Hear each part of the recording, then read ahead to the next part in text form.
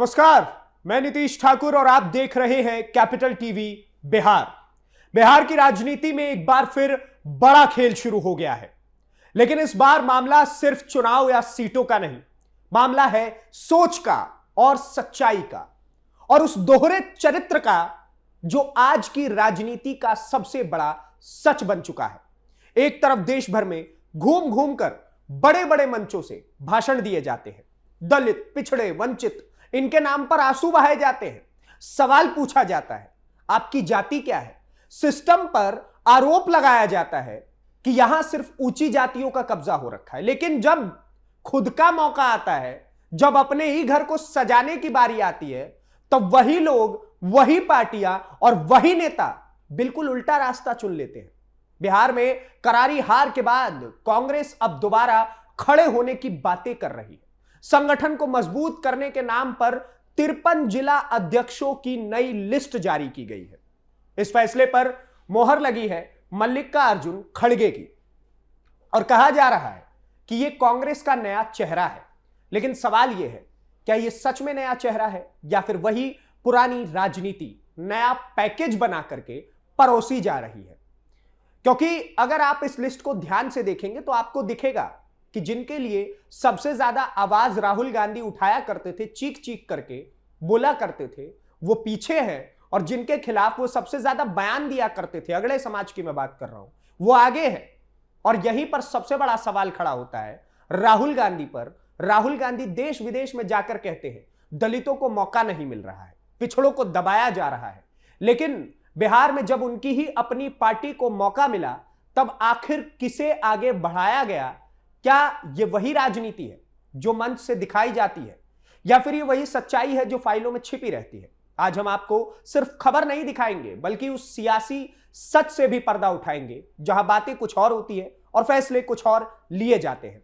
तो आखिर कांग्रेस की इस नई लिस्ट में छिपा है क्या बड़ा खेल? क्या यह वापसी की रणनीति है या फिर एक और सियासी जाल है? वो सब समझते हैं, आइए इस खबर में। बिहार की सियासत एक बार फिर करवट ले रही है, लेकिन इस बार कहानी सिर्फ संगठनात्मक बदलाव की नहीं है, बल्कि उस दोहरे चरित्र की भी है जो सालों से देश की राजनीति में देखा जाता रहा है। एक तरफ मंचों पर खड़े होकर के बड़े बड़े भाषण दिए जाते हैं, दलितों और पिछड़ों के नाम पर भावनाएं भड़काई जाती है, और दूसरी तरफ जब असली फैसला लेने का वक्त आता है तो तस्वीर बिल्कुल उलट दिखाई देती है। बिहार विधानसभा चुनाव में करारी हार के बाद कांग्रेस अब खुद को फिर से खड़ा करने की कोशिश में जुट गई है। पार्टी ने 53 संगठनात्मक जिलों में नए जिला अध्यक्षों की नियुक्ति करके एक बड़ा कदम उठाया है। इस फैसले को मल्लिकार्जुन खड़गे, जो कि पार्टी के अध्यक्ष हैं, उनकी मंजूरी मिली है और देर शाम सूची भी जारी कर दी गई। पहली नजर में यह कदम संगठन को मजबूत करने की कोशिश लगती है, लेकिन जब आप इस लिस्ट को ध्यान से देखेंगे तो असली कहानी सामने आती है। कांग्रेस ने 53 जिला अध्यक्षों में से 43 नए चेहरों को मौका दिया है और 10 पुराने चेहरों पर भरोसा दोबारा से जताया है। यह बदलाव दिखने में बड़ा लगता है, लेकिन असली सवाल यह है कि इन चेहरों का सामाजिक समीकरण, जातीय समीकरण, जो जाति जाति जाति की चाबी राहुल गांधी गाते रहते थे, वो क्या है? क्या कांग्रेस ने वही किया जो वो मंचों से कहती है, या फिर वो सिर्फ एक और राजनीतिक दिखावा हुआ करता था? सबसे पहले थोड़ा सा पीछे चलते हैं। बिहार विधानसभा चुनाव में कांग्रेस का प्रदर्शन बेहद खराब रहा था। पार्टी को सिर्फ 6 सीटों पर जीत मिली है। यह वही कांग्रेस है जो खुद को राष्ट्रीय पार्टी कहती है, लेकिन बिहार जैसे बड़े राज्य में उसका हाल ऐसा हो गया है कि वो राजनीतिक हाशिए पर चली गई है। हार के बाद पार्टी के अंदर ही घमासान शुरू हो गया है। प्रभारी से लेकर के प्रदेश अध्यक्ष तक पर सवाल उठ रहे हैं, आरोप लगे हैं और गुटबाजी खुलकर के सामने आ रही है। लेकिन अब 4 महीने के बाद कांग्रेस कह रही है कि वो फिर से खड़ी होने वाली है। सवाल यह है, क्या सिर्फ जिला अध्यक्ष बदल देने से पार्टी खड़ी हो जाएगी, या इसके पीछे कोई गहरी रणनीति है? अब आते हैं उस सबसे अहम मुद्दे पर जिस पर कांग्रेस और खास करके राहुल गांधी लगातार देश भर में राजनीति कर रहे हैं। राहुल गांधी जहां भी जाते हैं एक ही सवाल पूछते हैं। पत्रकार माइक लगा दिया, आपकी जाति क्या है? नेता दिख गया, आपकी जाति क्या है? अधिकारी दिख गया, आपकी जाति क्या है?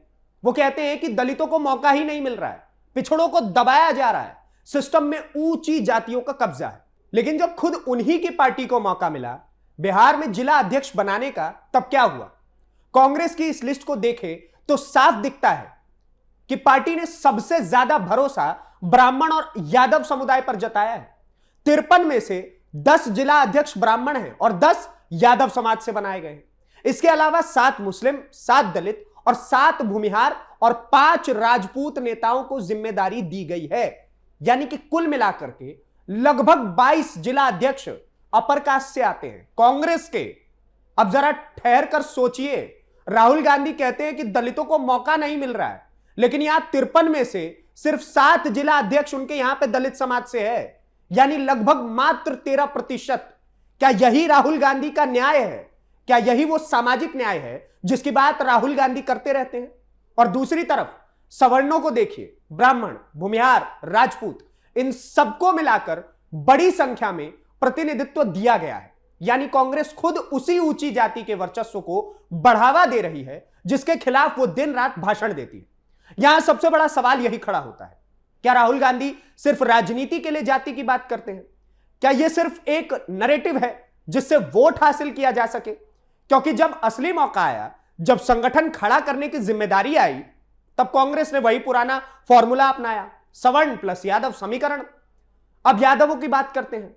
बिहार में यादव वोट बैंक पर लालू प्रसाद यादव और उनकी पार्टी आरजेडी की मजबूत पकड़ रही है। ऐसे में कांग्रेस द्वारा 10 यादव जिला अध्यक्ष बनाना क्या संकेत देता है? क्या कांग्रेस अब आरजेडी से दूरी बना करके अकेले आगे बढ़ने की कोशिश कर रही है?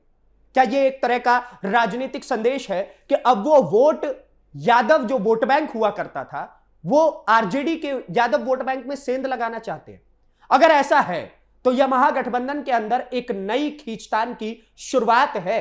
अब बात करते हैं कांग्रेस के दलित कार्ड की। जब राजेश राम को प्रदेश अध्यक्ष बनाया गया था, तब यह कहा गया था कि कांग्रेस दलित नेतृत्व को आगे बढ़ा रही है। इसे एक बड़ा सामाजिक बदलाव भी बताया गया था। लेकिन अब जिला अध्यक्षों की लिस्ट देख करके लगता है कि वो सिर्फ एक प्रतीकात्मक कदम था, क्योंकि अगर पार्टी सच में दलितों को आगे बढ़ाना चाहती तो 53 में से सिर्फ 7 जिला अध्यक्ष क्यों नहीं 15 या 20? यहां साफ दिखता है कि कांग्रेस ने अपनी दलित एजेंडे को ही पीछे छोड़ दिया है और उससे हटने का फैसला कर लिया है। अब बात करते हैं सवर्ण राजनीति की। कांग्रेस की यह लिस्ट साफ संकेत देती है कि पार्टी फिर से अपने पुराने सवर्ण वोट बैंक को साधने की कोशिश में है। ब्राह्मणों को 10 जिलों की कमान देना कोई छोटी बात नहीं है। 7 भूमिहार और 5 राजपूत, यह एक साफ राजनीतिक संदेश है। कांग्रेस को लगता है कि ब्राह्मण और अगड़ी जातियां भारतीय जनता पार्टी से नाराज, और यह इस नाराजगी को भुनाने का सही मौका है। लेकिन यहां वही सवाल फिर से उठता है, जब राहुल गांधी देश भर में जाकर कहते हैं कि वो सिस्टम सवर्णों का वर्चस्व है सिस्टम के अंदर, तो फिर उनकी अपनी ही पार्टी वही वर्चस्व क्यों बढ़ा रही है? क्या यह दोहरा मापदंड नहीं है? क्या यह साफ साफ पाखंड नहीं दिखाता है? अब थोड़ा पटना की बात करें। पटना जिले में भी कांग्रेस ने सवर्ण चेहरों को ही प्राथमिकता दी है। पटना ग्रामीण 1 में भूमिहार, पटना शहरी में कायस्थ और अन्य जगहों पर भी इसी तरह का संतुलन बनाया गया है। यानी राजधानी में भी वही पुराना समीकरण। अब यह सब देख करके एक ही बात समझ में आती है, कांग्रेस की राजनीतिक जमीन पर कुछ और है और मंच पर कुछ और। राहुल गांधी जब विदेश जाते हैं, इंटरनेशनल मंचों पर बोलते हैं, तब वो भारत में जातिगत भेदभाव की बात करते हैं। कहते हैं कि दलितों को दबाया जा रहा है, उन्हें अवसर नहीं मिल रहा है।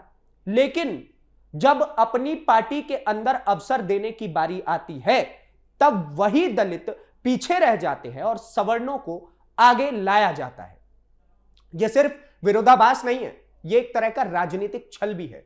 अब सवाल यह भी है कि क्या बिहार में इस रणनीति से कांग्रेस को फायदा होगा? क्योंकि बिहार की राजनीति सिर्फ जातीय समीकरण से नहीं चलती है। यहां संगठन नेतृत्व और विश्वसनीयता भी उतनी ही जरूरी है। कांग्रेस इन तीनों में कमजोर नजर आती है। और सबसे बड़ी बात, जनता पहले जैसी नहीं रही। आज के दौर में लोग सिर्फ भाषण नहीं देखते हैं, काम भी देखते हैं, ग्राउंड पर क्या कुछ हो रहा है। और सबसे ज्यादा देखा जाता है कंसिस्टेंसी, यानी कि स्थिरता कितनी है नेताओं के अंदर, उनके अध्यक्षों के अंदर। अगर आप मंच पर कुछ और कहेंगे और जमीन पर कुछ और कहेंगे तो जनता उसे पकड़ लेती है। कांग्रेस के साथ यही हो रहा है। एक तरफ राहुल गांधी जाति जनगणना की बात करते हैं, सामाजिक न्याय की बात करते हैं, और दूसरी तरफ उनकी पार्टी अपने संगठन में उसी सामाजिक न्याय को लागू करने से बचती जाती है। यह विरोधाभास की कांग्रेस की सबसे बड़ी कमजोरी बनती जा रही है। अब यह देखना दिलचस्प होगा कि बिहार में कांग्रेस का यह नया प्रयोग कितना ज्यादा सफल होता है। क्या ये 53 जिला अध्यक्ष पार्टी को नई ताकत देंगे या फिर ये भी एक और असफल प्रयोग बनकर रह जाएगा? लेकिन एक बात साफ है, जब तक कांग्रेस अपने अंदर की राजनीति और बाहर के नैरेटिव में तालमेल नहीं बिठाएगी तब तक उसका पुनर्जीवन मुश्किल है। और अंत में सबसे बड़ा सवाल फिर वही, राहुल गांधी अब अगली बार किसी से जाति पूछे तो क्या वो ये भी बताएंगे कि उनकी खुद की ही पार्टी में किसे कितना मौका मिल रहा है, या फिर ये सवाल भी जनता को ही पूछना पड़ेगा?